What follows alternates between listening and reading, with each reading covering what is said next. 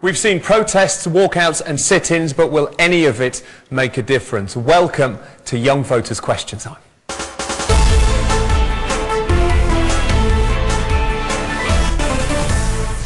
With me tonight, from the government, the man responsible for students, Universities Minister David Willetts, Nick Clegg's deputy as leader of the Lib Dems, Simon Hughes, Tessa Jowell, Shadow Olympics Minister, President of the National Union of Students, Aaron Porter, the comedian Ed Byrne, and the man once described as Britain's only neocon, Douglas Murray.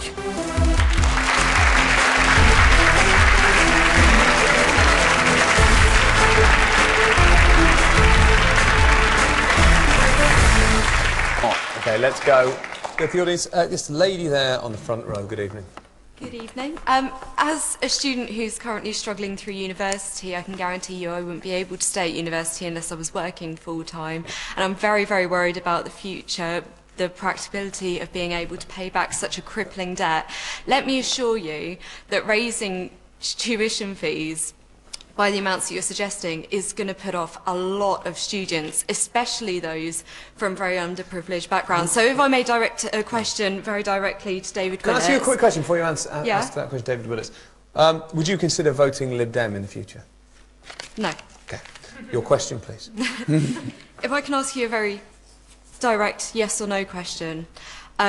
In light of the fact that there have been demonstrations, that there will continue to be pressure on the government, are you going to review the policy?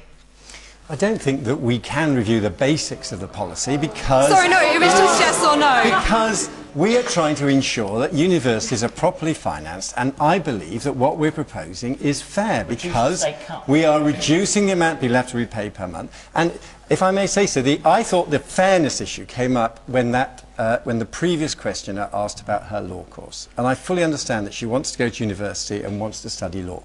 And then the answer came back, we should all, the general taxpayer moving on here. pay. Your answer is no, isn't it? Let's take off the point. I suspect, as I hope you become a lawyer, your aspiration, I rather no. suspect that you will be earning more than many of the taxpayers who would otherwise be paying for university education. Well, I believe this is the right policy. We'll put it to the House of Commons, and I very much hope it wins the support of the House of Commons, which they have decided. I think it is the right thing to do, so we're not proposing to change the policy. So you are not going to...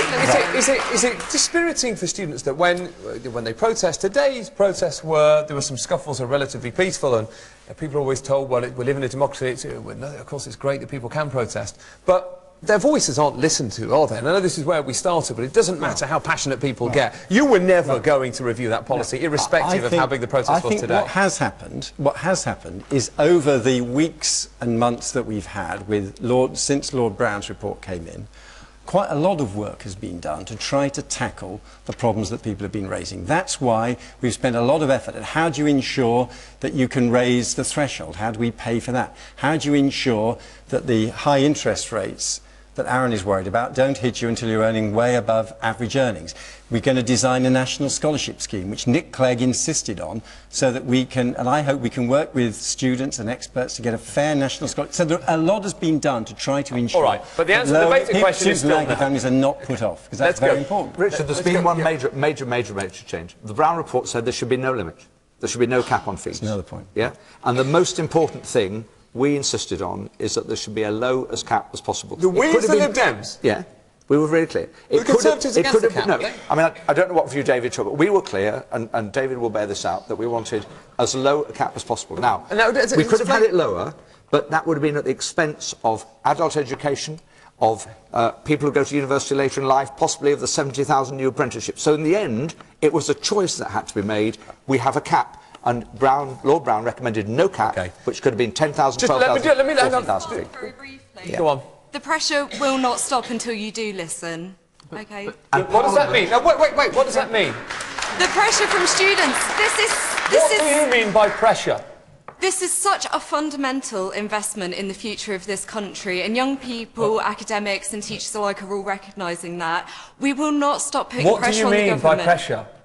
We mean putting pressure on the government through peaceful protests. Not violent protests, just peaceful protests? Personally, no, I I don't go on violent protests. Okay. And the good thing is that, as well as the decision on fees or loans, whatever you want to call them, there will then be an education bill which deals with all these things, and that may well be amended as it goes through Parliament, and therefore a sensible debate about those things can gain progress. Okay, Simon, just on to the royal wedding.